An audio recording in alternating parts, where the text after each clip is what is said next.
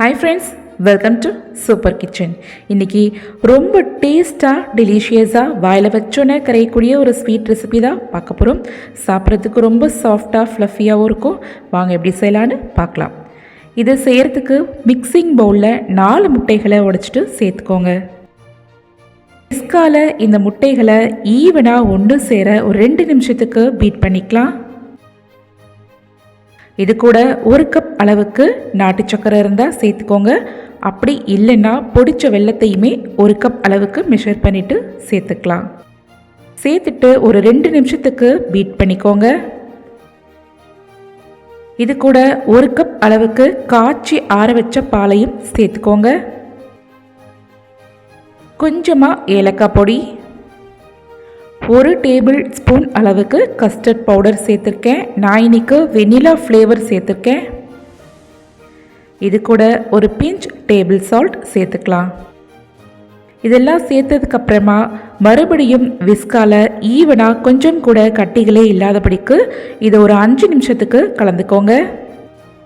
இதில் இருக்கக்கூடிய முட்டை கொஞ்சம் கூட ஸ்மெல் வரக்கூடாது அப்படின்னு நினச்சிங்கன்னா ஒரு 1/4 டீஸ்பூன் அளவுக்கு வெனிலா எசன்ஸ் சேர்த்துக்கோங்க. நான் இன்னைக்கு ஒயிட் வனிலா எசன்ஸ் தான் சேர்த்துருக்கேன். இதை சேர்த்ததுக்கப்புறமா 1 நிமிஷத்துக்கு இது போல் ஈவனாக கலந்து விட்டுருங்க. இப்போ இந்த கலவையை நம்மக்கிட்ட இருக்கிற பேக்கிங் ட்ரே அப்படி இல்லைன்னா அடிகனமாக இருக்கிற பாத்திரம் ஏதாவது ஒன்றுத்தில் இந்த கலவையை சேர்த்துக்கோங்க.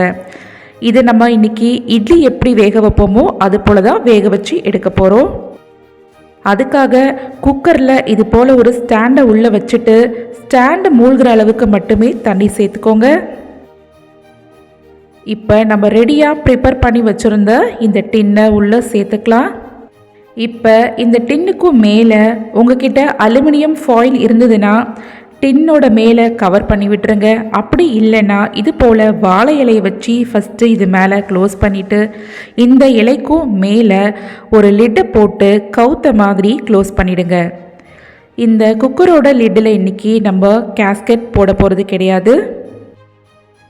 இதை இப்போ க்ளோஸ் பண்ணி விட்டுறலாம். அதே சமயம் விசிலும் போட போகிறது கிடையாது. நல்ல ஒரு மீடியம் ஃப்ளேமில் 20லேருந்து 25 நிமிஷம் வரைக்கும் வேக வச்சு எடுத்துக்கலாம்.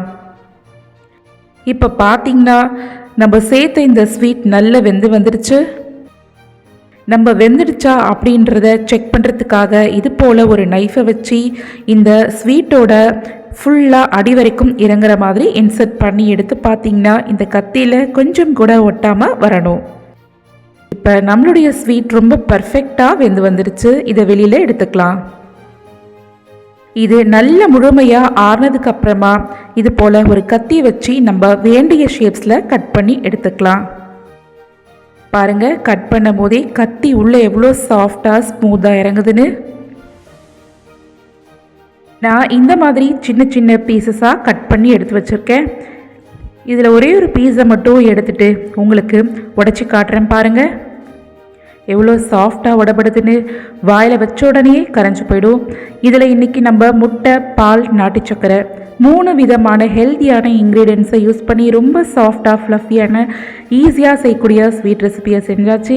நீங்களும் இது போல் உங்கள் வீட்டில் செஞ்சு பாருங்கள்.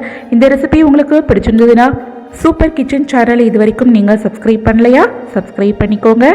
உங்கள் ஃபேமிலி அண்ட் ஃப்ரெண்ட்ஸ் சர்க்கிளுக்கும் இந்த வீடியோவை ஃபார்வர்ட் பண்ணுங்கள். தேங்க்ஸ் ஃபார் வாட்சிங்.